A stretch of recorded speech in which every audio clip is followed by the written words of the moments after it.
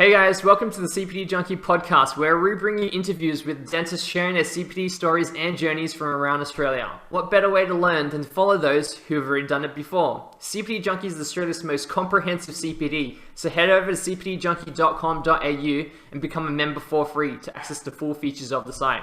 I'm your host, Laurence Doan, and tonight we're joined by Dr. Ben Lee. Ben completed his MD Science in Prosthodontics from the University of Sydney.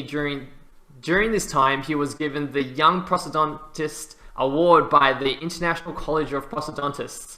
He is the past president of the Australian Prosthodontic Society, New South Wales, and Australian Asian Association of Dentists.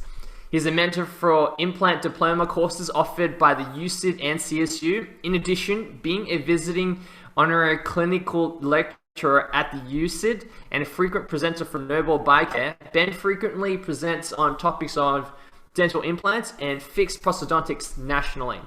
As a prosthodontist, Ben works full-time in his referral-based specialist centre in Chatswood City, and with particular interest in surgical and restorative aspects of dental implant therapy treatment. Dr. Ben Lee, welcome to the show. Thanks so much for having me, Lawrence. What a frightening sound bio. So, before specialising, you were a general dentist for about 4 years. How was your CP journey at that point? It was all over the place, to be frank. As a young graduate dentist coming out of Otago, I thought I was already armed with everything that I can face the world with. So, but we ultimately we are shaped by the people we meet and the bosses we had right along the way. So at uni in Otago, we had some fantastic tutors, and most of which were actually all general dentists. They were excellent general dentists, and we often refer to them as super GPs, right? Who's good at everything, restorative, endo, ortho, and the whole lot. So it was that experience that initially shaped my thinking that who would ever want to specialize? You'll be an idiot to specialize, because why would you want to restrict your field of practice to only doing a particular aspect of dentistry? Wouldn't you want to be a super GP like my mentors were, back in uni, so that you're good at doing everything? Wouldn't that be great? So I started off with my CPD journey with that thought process in mind. So I ventured into composites. I still remember one of the first one I went to was by Newton Fall, and later on Didier Ditchy. These are the greatest of all times, right, in composites. So that sort of was really inspiring, making me to buy their composite kits at the end of the course. And in terms of other restorative bits and pieces, at the time it was when Sydney was just finishing the Olympics. It was just post 2000, so the economy was hot, the extreme makeovers on, so I went over to the States, did a lot of LVI courses, Las Vegas Institute. So they were all about teaching you about neuromuscular dentistry and full mouth reconstructions and how to do 20 unit veneer preps, and start to finish under 2 hours, that kind of stuff. So that was sort of really, I was very passionate about makeovers and improving people's lives, and also along the way there were lots about implants. From undergrad level, we don't get exposed about implants very much. So at the time, I think it was ACID, Australian Society of Implant Dentistry, I think it's called, where they were offering the level 1, 2, and 3 courses. I did all of that to get my increase the appetite a little bit in implant dentistry. Ortho, I did a lot of that. My good mentor, Dr. Stephen Lee, he's an orthodontist, still practicing. One of the most fussy orthodontists that I've known. Terrific guy, and he had his courses. So I did all of that. So I was all over the place, trying to learn about everything and anything that dentistry has to offer. Yeah, and was that kind of based around the kind of patients that you were kind of seeing, or how the practice was kind of built? Absolutely. I was very fortunate that I was as a new grad from New Zealand coming to Australia, not knowing what the different suburbs were. I remember I had 2 job offers at the time. One was in Chatswood, and the other was in Blacktown. And of course, I had no idea what these suburbs meant. All I can say is that the interview that I went to Blacktown, at the time, right, this is in the early 2000s, it did not make me feel safe. so I ended up choosing the one in Chatswood that I felt was a little safer. And my boss was terrific, Dr. Joe. So I still see him every now and then. He's just walking across the road from me. And his internet marketing was spot on for the time. He was certainly ahead of his time in terms of internet marketing. He had so many websites for basically the one business, and he really caught it up. The first page listing of Google for Sydney. So we had a lot of new patients driven from internet-based marketing at the time. A lot of people wanting smile rejuvenation, smile makeovers. So and which I know nothing about, But that's why it stimulated my interest in cosmetic dentistry, and that's why I went over to the States to do a lot of the LVI courses, because I was really trying my hardest at the time and to tackle these cases. In hindsight, I've done a lot of dentistry that I shouldn't have done, that I in hindsight I'm not proud of, but at the time, knowing what I know as a new graduate general dentist, I really did give it my best for every single patient that I treated. I think, yeah, I mean, that's an interesting point. Obviously, during that time compared to now, there's so much more information out there. There's so much more access. And so, there's an indentation of like all this information. But for you at the time, I mean, I've talked to many clinicians before as well on our podcast, and they've talked about there wasn't a lot of CPD stuff. How did you kind of come about these kind of courses? Was it recommended you from someone, colleagues you were talking to, from work? Yeah, I what was really fortunate about my job in Chatswood is that behind us, so we were on Help Street, so behind us, Mackintosh Street, so basically in the same block, there is a specialist center. So you got Ormax vaccine people like Lydia Lim, you got endodontists, Sid Bader, John Barbad, you had periodontists like Tony Sved, and pediatric dentist, Dr. Korean Makadishian. So I was able to refer my patients to them, and they were all very welcoming for me to visit the practice. So I just simply went over, as a new grad, especially in Chatswood at the time, it wasn't a full-time gig. Dr. Joe just said to me, "Hey Ben, I got an empty chair. I got 4 days a week, and let's see what you can make out of that chair," basically. So I had a lot of downtime, and I remember watching videos. Oh gosh, I can't remember now what the name, but basically it's a video series on how to market yourself as a general dentist, that kind of stuff, right?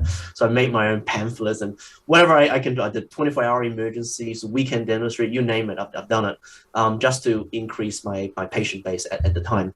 But what was great was, like I said, I was able to refer these patients to these specialists. So I was talking to them. That's what opened my eyes about continuing education, that it's not just about local presentations or information.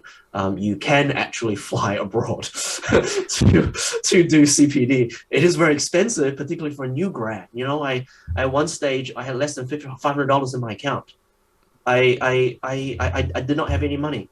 So for me to take 2 weeks off work, to spend $2,500 for a return ticket to the US, that's just on ticket alone. And then you got accommodation, and then you got other bits and pieces. It's expensive. So during these CPD times, I remember I was living in an eight-person bunk out of the YMA in New York, and the cheapest accommodation possible, just so that I can make that happen. But I knew that it was an investment that I was very passionate about, that I was happy to make those sort of sacrifices. Yeah, I guess it's that mindset. Hey, you got to put that time and effort into it, and then when you're going through all these struggles, it kind of makes you realize you have to focus more on these courses to kind of really get the most out of it. Otherwise, it's not just a holiday anymore, is it? No, there was no holiday at all. But they're all wonderful experiences, a wonderful journey, and I met a lot of interesting people along the way, made a lot of friends, whether it's in the dental community or out. When you travel, that's the fun part about travel, right? It's the interesting people you met that you never planned for, the things that you did and or the food you ate, which you never planned for, those are the most memorable moments in life. So you were also awarded the ADA Graduate Student Scholarship by USYD. Did that help in any way with your CPD journey? So that was primarily, that scholarship was actually for my research when I was doing my master's in prosthodontics in USYD. We all had to do our own research. So that was really the part of the funding for the research, which was on sleep bruxism. So that was my master's thesis. So with that scholarship, I was able to carry out my research and my learning on that topic. Right. So talking about it, how did you end up specializing? Because you were doing all these different composites. You're doing these ortho implants, A couple of things happened. One, you know how I said that my initial mentality is that you'll be an idiot to specialize. That thought process was very heavily challenged by my housemate at the time, Mehdi Rahimi. So he's now an endodontist, and now we work together. Wow. So we were housemates at the time, and Mehdi came from a very strong lineage of specialists. His parents are all medical specialists. His uncle Torabinajad, who wrote an endo textbook, right? So his whole family is nothing but medico dental specialists. So for him, specializing is a no-brainer. It's like, why would you want to be a general dentist? So we were housemates for over a year, and I remember practically every single day. At the end of the day, when we come home from work, we would just have a debate while during our swim and cook-offs, and so I will be saying to him he's an idiot, and he'll be calling me a dumbass, and so a lot of that brainwashing, I guess, came from Mehdi. So I do have to thank him for not giving up on me over the years, and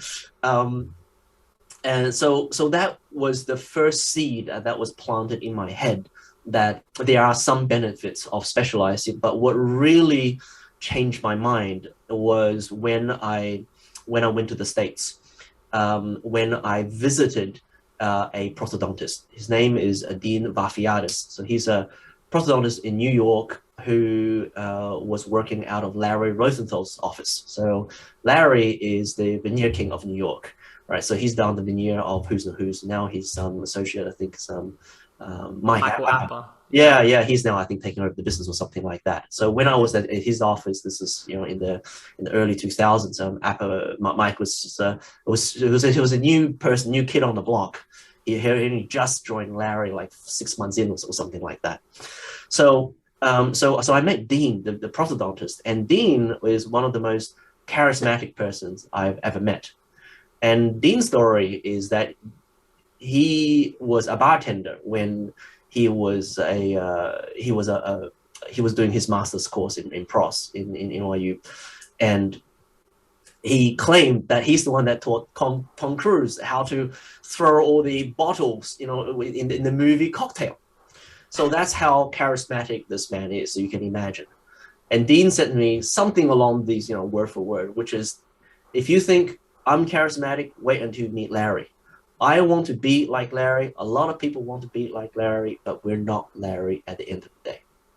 So that really made me think about what my plans were at the time. Because my plans at the time, I was about 2-3 years out at the time. I thought I was ready to start out my own dental practice as a general dentist.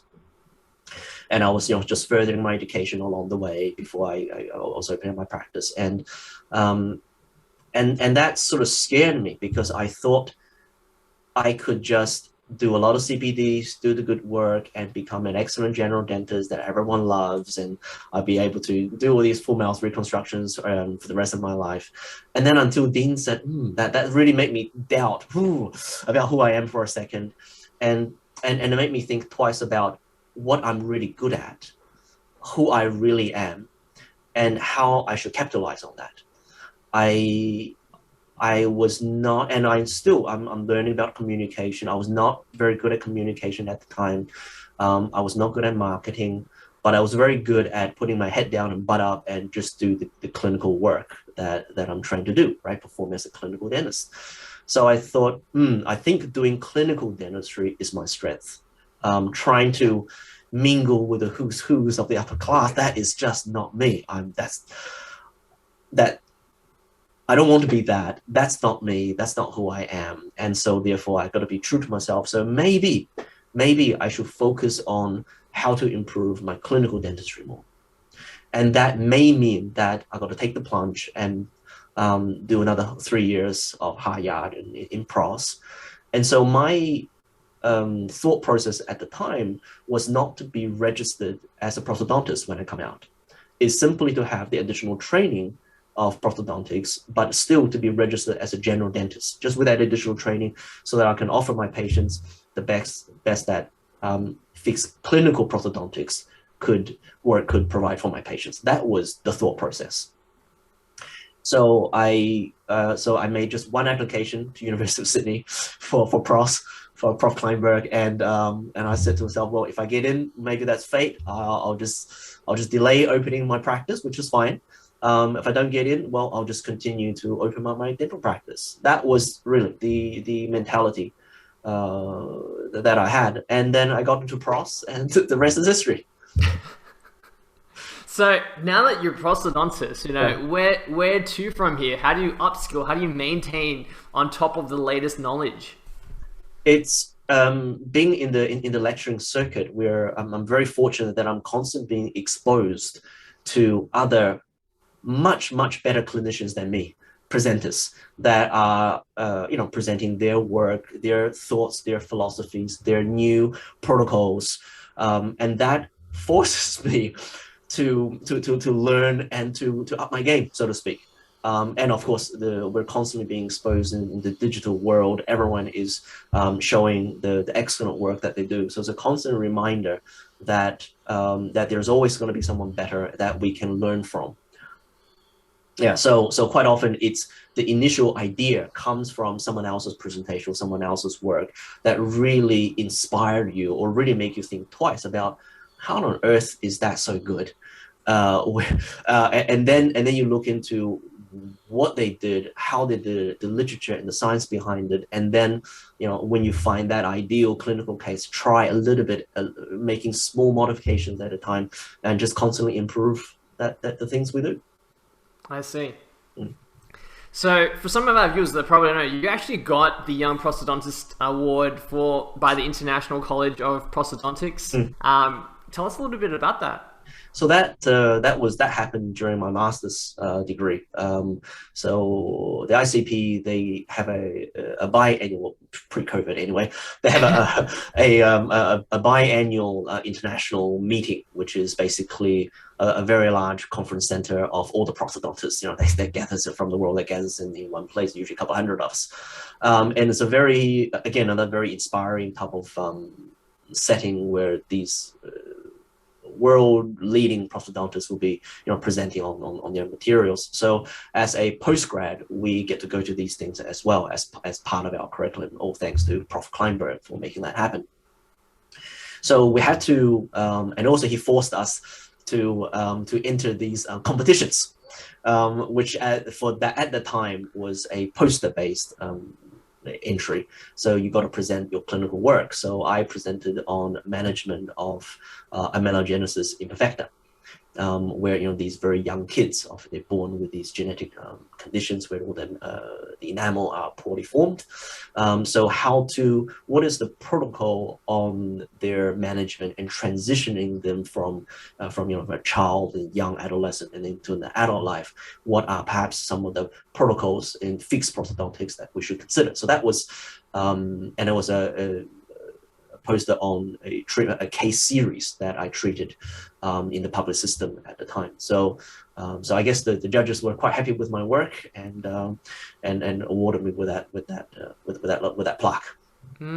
Another award is the ITIS Scholarship too, but you didn't take that at the end. Was there any particular reason? Oh gosh, that was one of the hardest decisions I have to make, because the ITIS Scholarship, is a very prestigious scholarship given by the IDI, and it allows you to choose a center to be an ITI scholar, to study of course, in the field of implant dentistry under the mentor's wing. So I made one application to Sweden. That was for Danny Buza. He's one of the world's greatest in implant publications, because he is the best around. So that's why I thought I'll just make one application. I won't get it, but I got it. And I had something like 2 months to make up my mind. It's extremely attractive, because what's better than studying and learning under the world's greatest in implantology? The reason why I did not take it, it was because of the reality of eventually I'm going to come out and work most likely as a specialist, where we have to have referrals.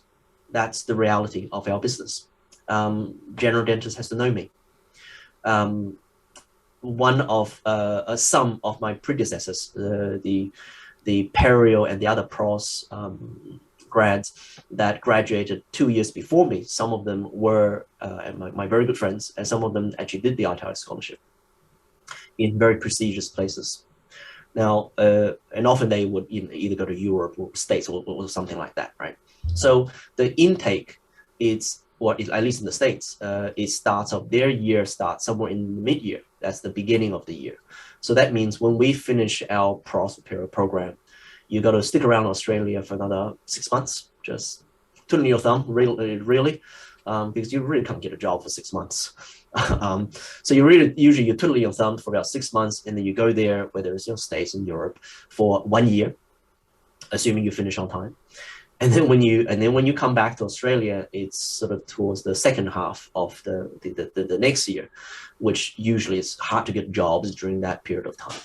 So in other words, your professional life is put on hold for approximately 2 years, because you're somewhat away during that period of time. So my predecessors who has finished these programs, usually by the time I see them again in Australia, it's roughly 2 years later. And that's when they get started with their specialist journey. So in other words, you're being a new grad for 2 years longer than what you otherwise would be. And at the time, the Sydney market wasn't as saturated as it's now. So there was one very good job offer that came on the market. Again, my initial thought was not to become a prosthodontist. So I wasn't looking for it, but these opportunities were knocking on the door. So Richard Chan, he's a household name in implants. In Australia, he's been one of the first dentists that's learning under Prophet Pierre Brunemark, right, who came to Sydney. So Richard had a very, very big name in implant dentistry, and he was looking for a prosthodontist at the time. And I haven't finished my course at the time, but it's towards the tail end. And he just said, look, that this is an opportunity. You can certainly come and work for me. And that's really put me in a hard spot, because Richard is one of the Australia's most well-known person in the field of implantology. His practice, he had a new practice in Chatswood at the time. It was only on implants. There wasn't anything else, right? The practice at the time was called Implantists, so you can imagine what that practice was about. So I knew that could significantly be exposed to implant dentistry, to surgeries, to pros, single cases, grafting, full mouth cases, all on four concepts, everything that I always felt shy of doing, with implants. I could very quickly elevate that aspect of dentistry. And also that would expose me quicker to getting my own referral base and making a name for myself in prosthodontics, which was very, very hard. And that's why I took that opportunity. It was a very, very difficult decision to make, but I did not make that decision in hindsight. Wow, so many more questions I want to ask, but of all those CPD courses, was there one that had the biggest clinical impact on you? It's a really tough one, because I think at the end of the day, there's a persona, there's a personality behind doing that clinical work. So, most of us there, we're very sort of very detail oriented. We're very driven. So every single, and there's so many steps in clinical dentistry. So I think every little step, there's always something that you learned from somewhere else that made that particular step perhaps a little bit better. I really can't say there's one particular CPD that's changed my life forever, but I thank all the previous presenters that shared their knowledge that made every single little bit of my clinical dentistry of what it is today. Yeah. I mean, because if I look at it, in the space of 2 to 3 years, you took on a lot of different things. How could you consolidate all that information so quickly? Clinical information, or? I mean, because you were doing composites, you were doing ortho, and you had a mentor from ortho that was kind of hammering you down on specifics and all those details. You got implants, you're going on the side as well.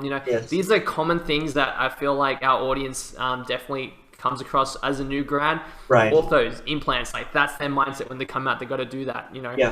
As someone who's gone through it, what's your thoughts? Well, I think you very quickly you find what you are really interested in, what you're passionate about. Ortho, I loved ortho because that we didn't get any fixed ortho hands-on exposure in undergrad, so I couldn't wait to start bonding brackets somewhere, right? But the changes in orthodontics is quite slow, so my passion really wasn't there. I thought it was a great modality to help to achieving the patient goals, whether it's aesthetics, whether it's phonetics, whether it's occlusion. It's a great modality, but I didn't feel very passionate about bonding on brackets. I wasn't very passionate about changing, the ligature wires, So my passion at the time was on fixed rehab, where very quickly you change this smile, very quickly you change someone's persona.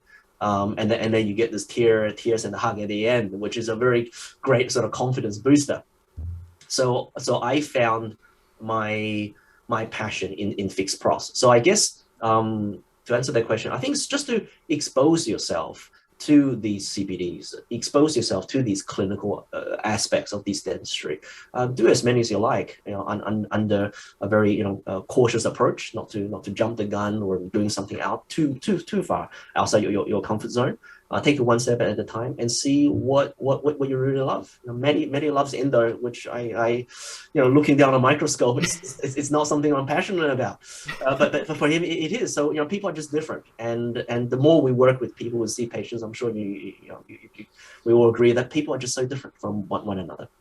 Yeah. Well, I mean, a normal question I would normally ask, I guess, is, who's had the biggest influences in your career path and why? But it sounds like there's been multiple different influences, from Mehdi at the beginning talking to you about, specialists, and then to Richard, who was and Dean, who was introducing you to specializing in that mindset, and then going into Richard, who really kind of gave you that support for the implant side of things. Sure. Has there been any other particular influences that we haven't mentioned? Oh, probably my parents. Our childhood, our upbringing, our family history really shape us, I think, of being who we are. My parents always brainwashed me in terms of finding true happiness is only by creating happiness in others.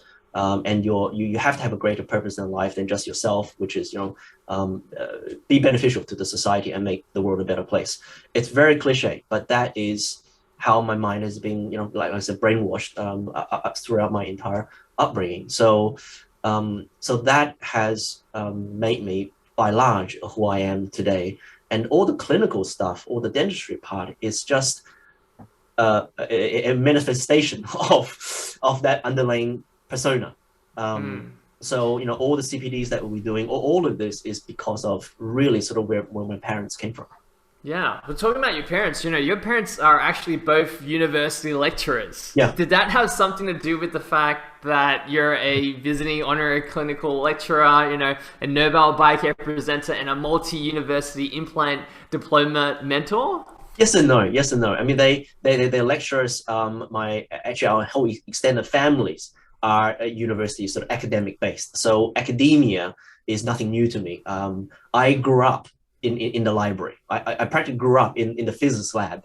So both of my parents are physicists. We didn't have childcare at the time. We couldn't afford childcare, so they just have to took me to their labs. So I grew up in that sort of setting. So doing research in the academic environment, teaching, that's nothing new to me. But what really, so sharing that information is part of making the world a better place. I attribute to all my clinical learnings and what I know now because of what I learned from other people. And I think it's only right to share that in return, particularly, with the CPD courses that I'm running for my referring dentists. It's just one form of me giving back to the profession. And they're the one that's referring their patients for us, they're trusting us to look after their patients. I treated the patients, I learned a lot throughout this journey, and it's only right that I would pass on back to them the success and, more importantly, the failures that I've had, over the years of treating their patients, so that they can avoid the mistakes that I've made, so that they can improve their clinical dentistry, so that the patients at the end of the day are the true people who's been benefited, and that echoes well with my sort of inner sort of ethos, and that's how the practice and the business is run. Yeah, I mean, I think one thing I've come to understand and appreciate is that knowledge is of no value if you can't pass it on. That's it. That's it. Try to hold on knowledge for yourself. I think I do see some people do that. It's very sad because particularly this day and age, the digital media. If someone wants to learn something, you will find that somewhere. So if there's all these passionate people out there that want to learn, I think it's only right to give them and at least teach them the right stuff. Yeah. Well, I mean, communication is something that a lot of graduates struggle with, especially explaining complicated issues or procedures. What's your approach to this? How do you ease their anxiety, patients? Oh gosh, I'm still very bad at it. Communication is something I'm certainly not good at. It's certainly not my strength. Public speaking is certainly not my strength. It's something that I never realized that I had to do. Growing up, I was a very shy kid. Every time I want to talk to girls, my face will blush, I'll go completely red. One of the first professional CPD presentation I did was for the Quintessence international presentation that was at Sydney Darling Harbour. There was a room full of a few thousand people, and that was my very first gig. And oh God, it was bad. As in I was so nervous. The mic was so close to my mouth. I was dry because of anxiety. And when the mic's so close, all those noises would just echo in the hallway, and oh God, it was bad. So ever since that, I said to myself, okay, this is not good. I need to do something about this. I asked my good childhood friend, Zubin, who's now a partner in an accounting firm in Dubai, and even in primary school, I remember Zubin. He was just such a good communicator, and he's specializing in the field of accounting is merger and acquisition, which is basically all about pitching to other potential buyers and sellers what another wonderful buyer or sellers that I found for your business. So it's all about presenting. So I asked him, how do I get over this fear in public speaking, and how do I get better? And he said what really has helped him is by going to Toastmasters. I'm sure there are better platforms these days, but sort of 15 years ago, that's sort of one of the more popular platforms at the time. So you basically meet usually in the meeting in the morning before work starts, once a week or once a fortnight or something rather, in your local Toastmasters group, and then that group will be run by the organizers, particular topics. There's impromptu speeches, there's prepared speeches, that kind of stuff. So that threw me in the deep end on impromptu speaking, and basically just delivering information in front of others, and to desensitize that fear of getting up on stage.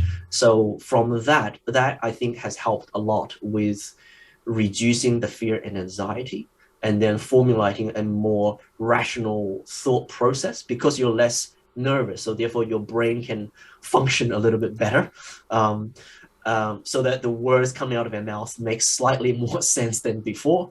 And of course, practice. The more that you do, the better you get. So you just have to practice, and rehearse yourself.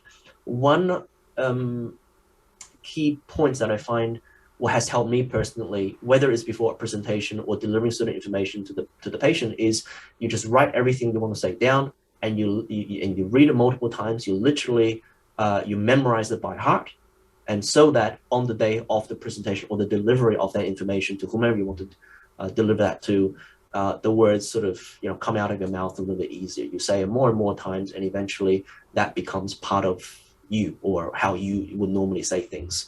That truly helps. Dr. Ben, you run one of the largest dental specialist centers in Australia. There's no easy feat. Growing from one clinician to now looking after multiple specialists of the same dental field. Some of our graduates looking to specialize are deterred by the thought of, in today's environment, it's so extremely competitive to get work, let alone prosthodontic work. But you went above and beyond that to create an environment with all these multiple prosthodontists to work together in one clinic. Could you shed some light on your journey and how they should be looking at it? There's another really good question. Like I said, I did not start this journey with the mindset of becoming a specialist, or working in a specialist center for that matter. I wanted to be a good general dentist. So and to echo what you said, Dr. Joe, the general dentist, my very first boss in Australia, Dr. Joe said to me, Ben, why would you want to specialize non-aligned pros? Because I've never made a referral to the prosthodontist unless it was for TMD. So that was the bucket of icy cold water that was poured over my head when I told him, Joe, I think I want to make an application in Sydney about pros. But that did not deter me, because so I certainly understand the concern that that going into specialty practice requires a different type of work, and you can't really kind of market yourself to the public anymore. I do get that. My thought process is part of my thought process, even when I was about to start my general dental practice in the early days, is this, which is what I call the food court mentality. Meaning that when you go into a mall and into the food court, right, there's dozens of different eateries. They all there competing with each other to some degree, right? They all sell food. You go there to eat. Now, if there's two places that sells a similar stuff, whether it's burgers or sandwiches, often there's one, you see the queue is longer than the other. So my point is, in today's market, it's open competition. You just simply have to be better. If you want your own business, it's different that when you're working for someone else, perhaps you don't really have that business side of things to worry about. You just focus on the clinical dentistry. But even then, for the patient to say that I want to see you, this dentist, rather than dentist, the other dentist, there has to be something different about you than the person next door. So my mentality has always been about, I welcome competition. I think competition is there, whether I like it or not. It is a reality of life. And you just have to be different in terms of you as a clinician. If you own a business, your business has to be different, has to have other values or are offering other services to your patients that would make sense for the public to seek that service. And I welcome competition. I think competition only brings the best out of us. In Chatswood here, in just prosthodontists, good God, we got so many good prosthodontists. Alan, he's one of the best clinicians I've seen around, produce some of the most amazing work. Chris Ho, he's also got a huge,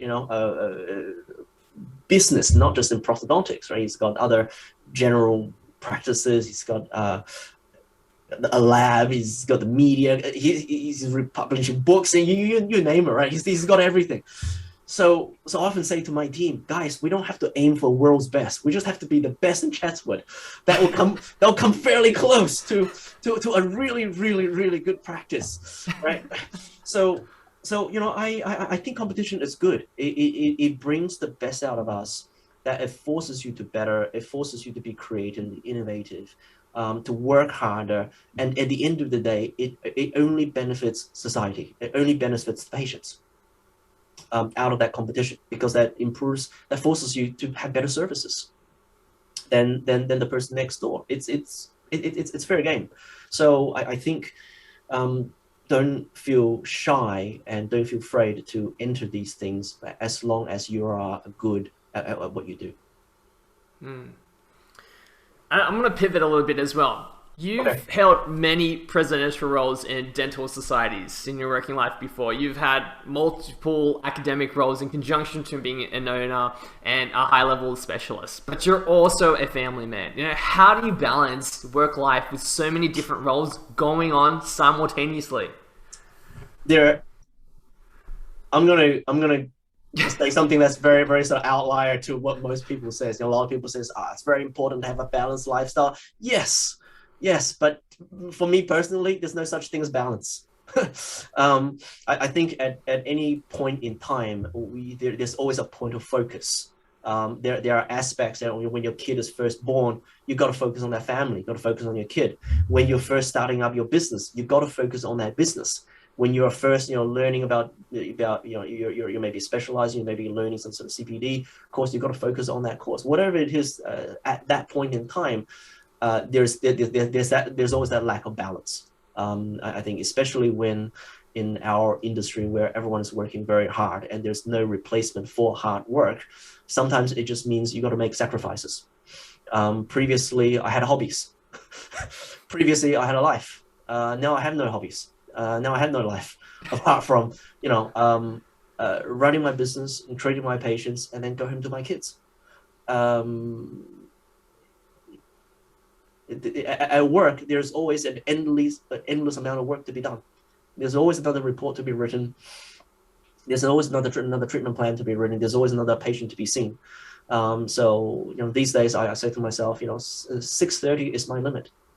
I'm not going to stay here a minute beyond 6:30 usually, because I'm gonna get home before 7, and then have a catch-up meal, and then spend time with my kids, and then sometimes it's taking a shower with them. Sometimes help them to brush their teeth, read them stories, play with them before they go to bed, and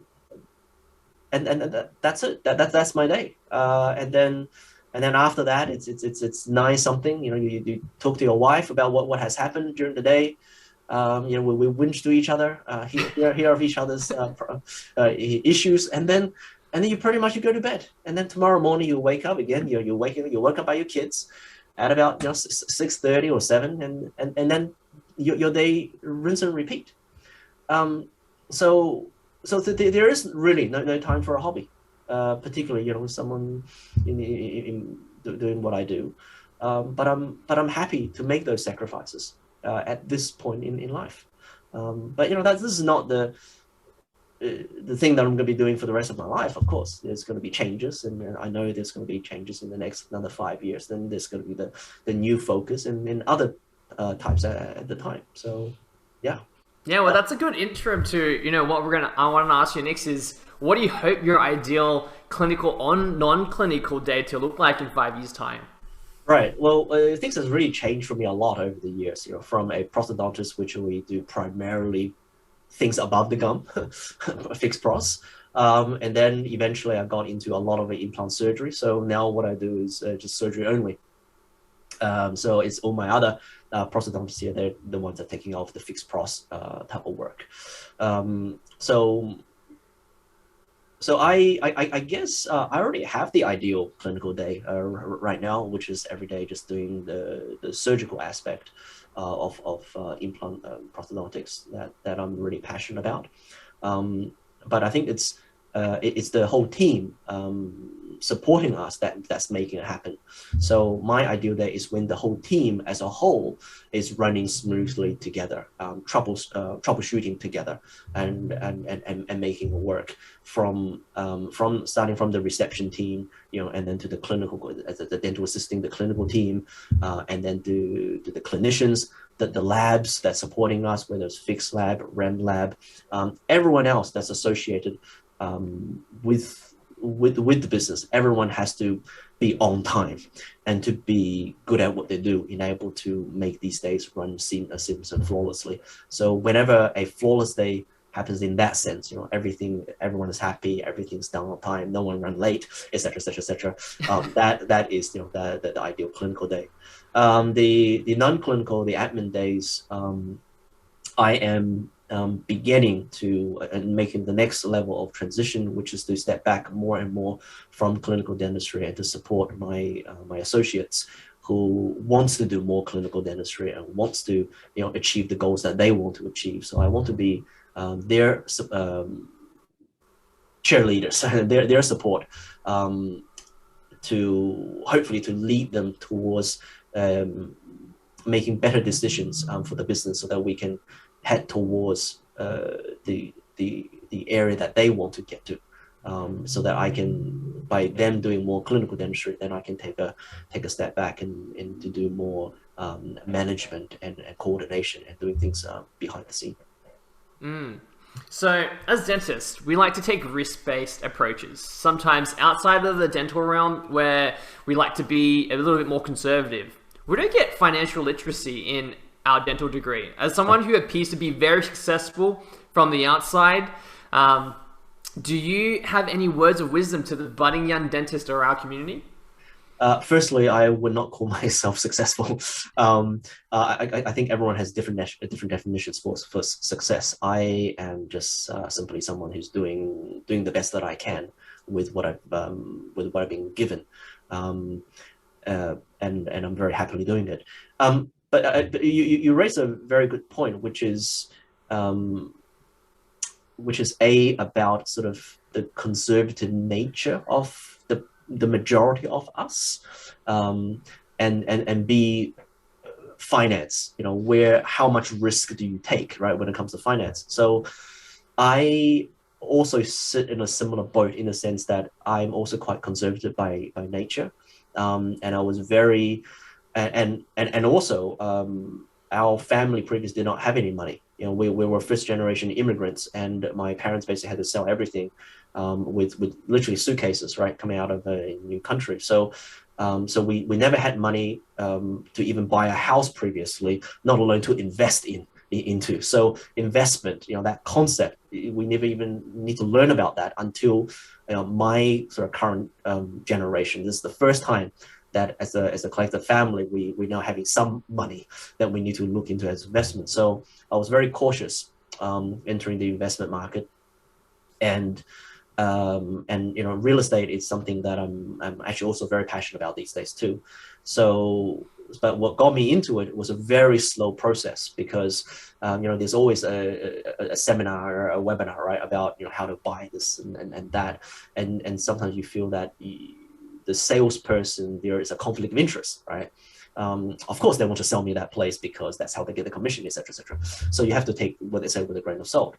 So I also went to some of these seminars, and I started doing my own Excel spreadsheets. How they say that your rental yield is 5% per year. I'm like, no, it's not. According to my Excel spreadsheet, which is very thorough, it's got everything, all the different, even the loss of opportunity cost that I will put into it, right?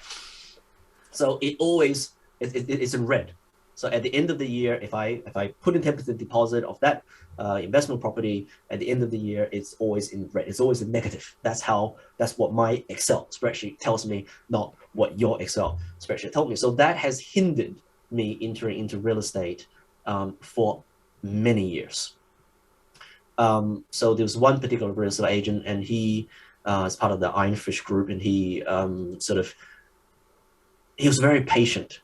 the building that I'm in now, at the time, he had an office that was in our building too. So every couple of months, he will come, at the end of the day, he would knock on my door and say, "Oh, hey Ben, there's another new project. I just want to take a couple of minutes of your time. I want to tell you about the project and answer any questions that you may have." So I took that as a learning opportunity, because a lot of people, they bought so many properties, and I just don't understand, how can you afford that? A lot of people says, "I have 20 properties, I have 50 properties," right? You read these books. Some high school teacher from the Sunshine Coast who's now owning 50 properties. You'd be like, what? How is that possible? So I want to basically entertain me, right? To tell me how this could have happened. Not to say that I want to do that, but I just want to understand how that may have happened. So he spent time after time. So gradually, that sort of eased my concern a little bit. And then I started to, doing a one better, as an investment, then a two betters, then three betters, and then other sort of projects. So I think, to answer the question, I think it's just to keep an open mind, because when we are so conservative in nature, often we tend to, we're very risk adverse. So therefore we tend to say no quite quickly towards a new idea, a new concept, which means that it's more possible for us to lose out on opportunities where otherwise it's a very viable opportunity, but we lost that because we felt it was too risky, because we did not understand it as much. So I think it's simply just to keep an open mind and find people who is willing to work with you, whether it's a stockbroker, whether it's a real estate agent, that they want to spend the time to teach you about it, to learn about it, that you don't have to spend $1 with them. I just want to talk to you. I just want to learn from you. Can I do that? And there are people out there, not many, but I was very fortunate that I found some of them that are willing to do that. So, and I thank them profusely for brainwashing me and for being patient with me over the years. Dr. Bentley, there's so many more questions I want to ask you, but that's all the time we have for today. Thank you for coming on the show. Let the people know how they can find you and what's kind of going on in your life. Sorry, how to find me? Sorry. Yeah, how do they find you and what's kind of going on in your life? Oh, what's going on in my life? I hope no one can find me to know what's going on in my life. That's a bit stalkish, I think. But my practice is Sydney Prosthodontic Group. We're in Chatswood. So the website is www.cpg.com.au. There's a lot of information there. Now, I do want to say that obviously as a dentist is watching, so we do have a CPD aspect, which is when you go to the website, there's the drop-down bar on top. There's one section that's called For Dentists. So when you go to that, and then you go to the end that says Resources, it's got a lot of our previous webinars and the CPD things that we've recorded. It's uploaded onto our website, which you can watch. A lot of dentists have said they've learned a lot over the years from just watching the pre-recorded webinars in the session that we've done. So that's something I think of value for all the dentists out there. I would admit I actually attended it and listened to it, and I do find a lot of value in it. Yes. Oh, terrific. Good to hear.